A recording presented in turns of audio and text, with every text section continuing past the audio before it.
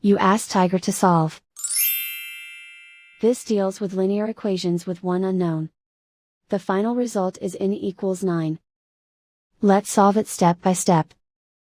Group all constants on the right side of the equation. Subtract 11 from both sides.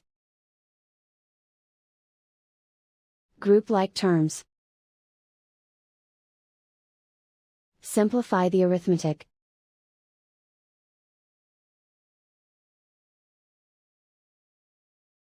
Isolate the n.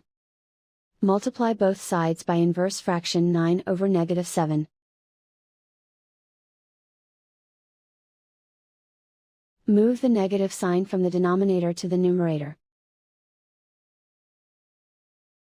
Group like terms.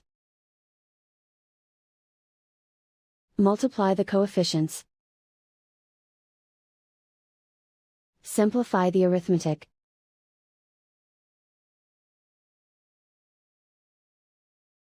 Move the negative sign from the denominator to the numerator. Multiply the fractions. Simplify the arithmetic. And so the final result is n equals 9.